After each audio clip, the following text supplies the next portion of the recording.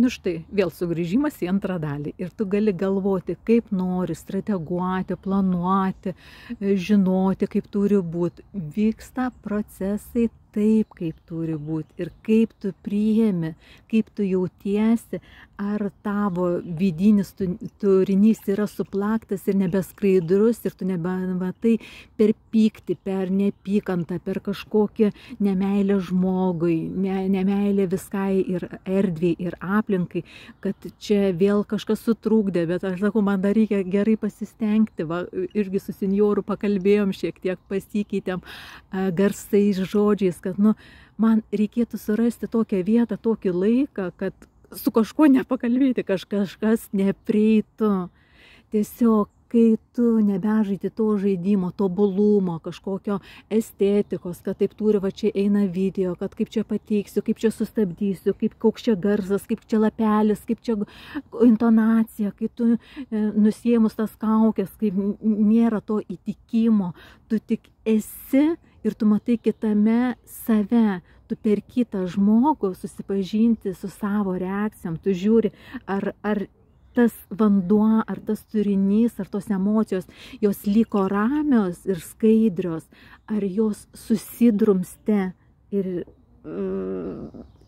sukylo, kaip rodžiau, sukylo programos kažkokios, nes kitame aš pamačiau tokias programas, pasikėlė per kitą, kodėl man čia cikliškai pasikartoja, kodėl mane sutrigerino, kas čia nutiko, ir aš tada ne kitą žmogų žiūriu, bet aš į savo emociją žiūriu, o kas čia atsitiko, kaip prieš daug metų mano mokytojas nuo to karto išsipraktikavus žiūrėti, ne į kitą apkaltinti, kad jis taip pasakė, taip pasielgė, jis kitaip ir negalėjo, nes pas jį yra programų filtrus, jisai mato taip.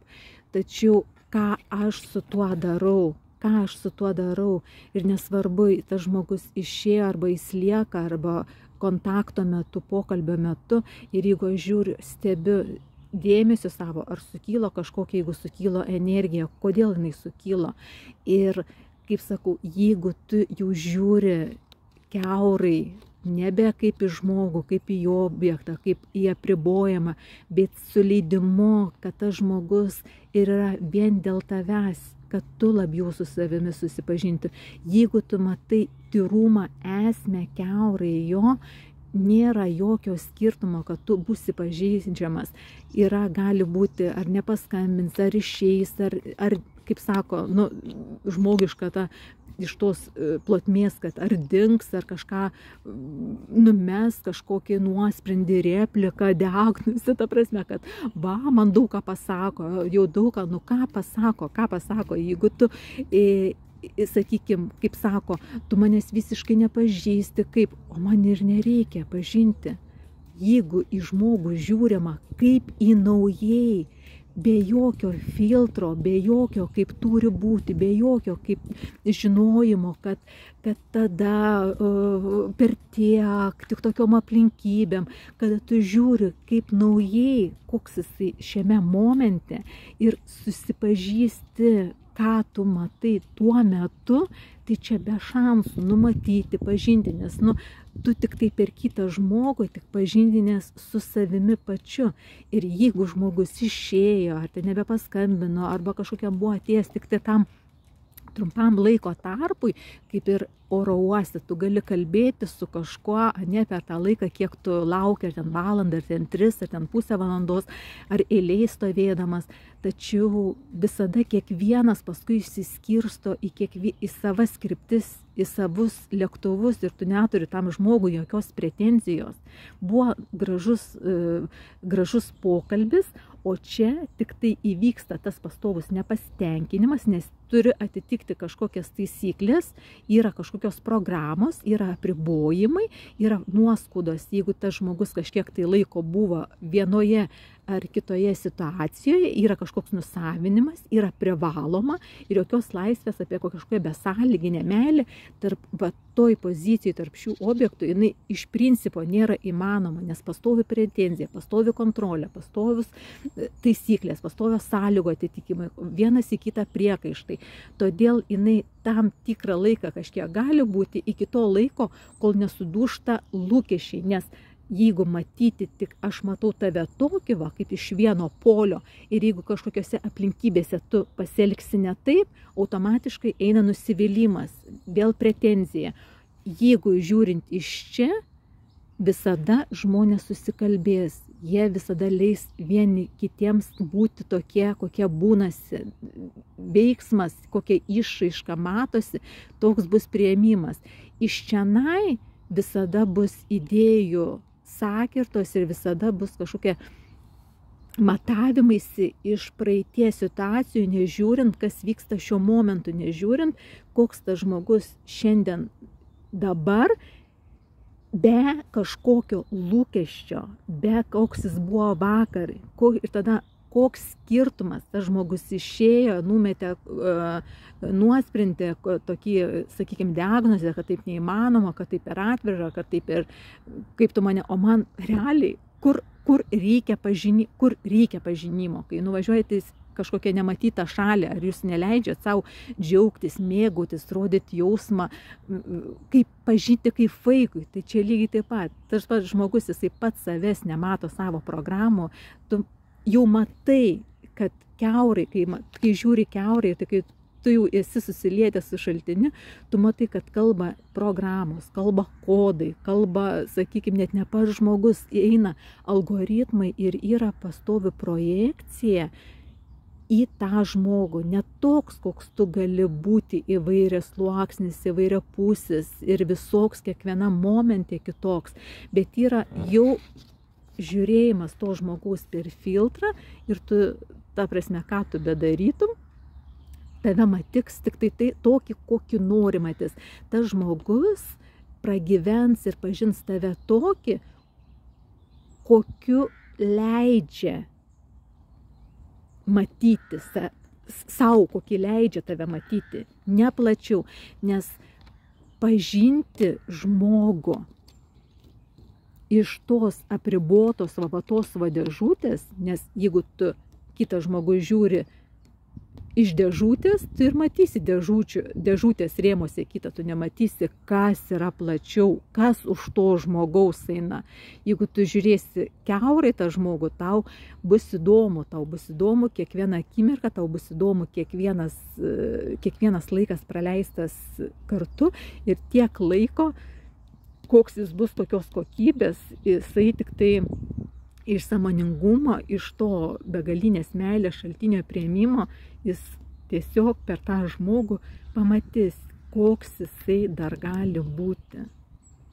Todėl va čianai visada reikia ryškių, gilių, aštrių adrenalino pojūčių, kurios ir susikuria šis limituotas, apribotas ego ir proto žaidimas, kuris neleidžia pažvelgti toliau, jeigu nepastebiu, jeigu užsižaidžiu, jeigu įtraukia.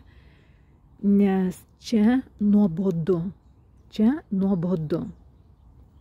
Todėl ir organizuojasi žmogus, kad jam reikia tų emocijų kalniukų, reikia situacijų, susiorganizuoja per algoritmus, per programas ir žaidžia tą žaidimą. Nes čia viskas aišku, čia ramu, čia besąlyginė meilė.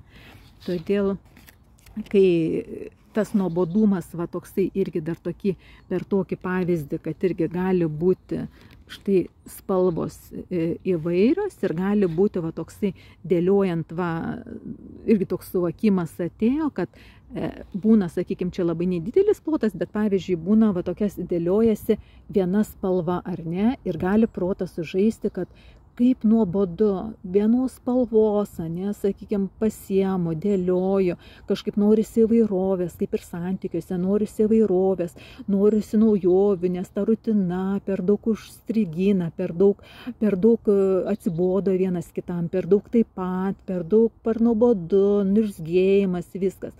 Tačiau, kai supranti, kad koks skirtumas, kokia spalva vadėlioti, ar tamsiai mėlyna, ar čia violetinė, ar kitokiom spalvom, tu vis tiek tą plotą reikės užpildyti. ar dėti karoliuką vieną spalvą paėmus ir dėlioti, ar tas plotas bus, sakykime, iš kokių 5 spalvų. Vis tiek karoliukų skaičių tai toks pat, vis tiek rezultate žiūrimi tą bendrą vaizdą. Ne į tą fokusuotą tokį, ką noriu, tą matau, o matau tik tai, ką noriu, tik tai nepripažįstu savo, kad užsiprašiau, bet matau atsitraukęs bendrą vaizdą visokiom spalvom, visokių momentų ir visokias priemu. Ir čia ne apie kitą eina kalba, kad kitas kažkoks, tai eina kalba apie programas, įsitikinimus ir pastrigimus. Ir kiek aš atpažįstu, kiek aš priemu ir duodu vietos tai programai būti, neneigiant, kad yra ir tokios spalvos, neneigiant užsispyrus einant per gyvenimą ir tokiom spalvom. Jau sumaišau tas spalvas ir leidžiu įvairoviai būti, netikėtumams būti, per skirtingus, per kitą objektą susipažinti, kad visai faina ir ta programa, faina ir toks variantas, fainas ir toks variantas. Aš išsitraukiu, manęs nebeerzina, todėl man ir nebereikia žinojimo, kad turi būti taip. Tas pasakymas, kad aš žinau, kad nieko nežinau, kartais žmogui girdi, o paskui šlagbamą deda, kad va, yra kažkoks ribojimas, yra kažkoks tai reikalavimas, kad turi būti. Tai ta prasme, vienas pasakymas paneigia kitą pasakymą automatiškai, bet tai reikia tame ir pamatyti, kur mintis vedžioja ratais, kvadratais ir neleidžia pamatyti tikros realybės, kaip iš tikrųjų yra, kiek pats žmogus susiorganizuoja ir patiki, pats pasako, pats paneigia ir taip yra, todėl kad susikalba, nes kai žmogus kalba iš tuštumos ir iš šaltinio, jis visada, kad ir būdamas kitas su programu, matydamas kiaurai kodus ir ką transliuoja kitas, jis visada liks priėmime ir leidime, kad gali būti ir taip, ir susikalbės. Bet čia, jeigu du žmonės įrodinėja tarp sąlygų, iš taisyklių ir apribojimų, čia visada konfliktuos, čia visada nusibos, čia visada ne taip, čia nėra laisvės, čia bangeliam, čia momentas gerai, čia momentas blogai, bet daugiau blogai, ten sakykime, tik tai mato, tą atkarpą, temdami iš kažkur, iš praeities, ateities, nesimėgaudami, kaip dabar faina ir nesvarbu, kiek tai laiko tęsis, aš dėkinga už tą laiką, jau kokią esu patyrus, kiek esu tame su kitu žmoguje buvimas, begalinis dėkingumas.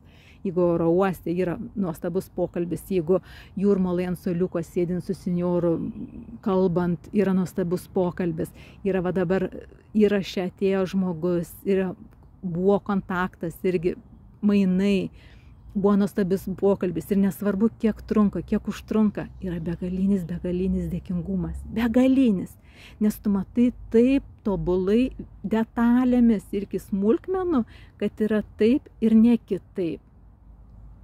Ir pavyzdžiui, čia pastovus gali būti nesusikalbėjimas. Čia nuolatinis nesusikalbėjimas, nes gali kalbėti apie vieną ir suprasti visai kitą. Ir kuo daugiau kartais žodžių, tuo daugiau vyksta nesusikalbėjimas. Nebūtinai pasakymas, mes nemokam susikalbėti, nereikalauja atsigręžimo, pasižiūrėti, o kiek tylos tame. Kame atsiranda garsai, žodžiai ir kodėl vyksta nesusikalbėjimas. Gal kaip tik atsigręžti ir pamatyti, kiek tylos yra aplinkui ir tyloje, kiek gylio, grožio ir prasmės yra, kiek esmės yra. Todėl irgi toksai vienas, pavyzdžiui, nepaklausimas, nenoras išsiaiškinti, o ką reiškia tau konkrečiai šis žodis. Nes galima kalbėti, pavyzdžiui, kiekvienas žmogus, kiekvienoje, sakykime, regione, jis turi savo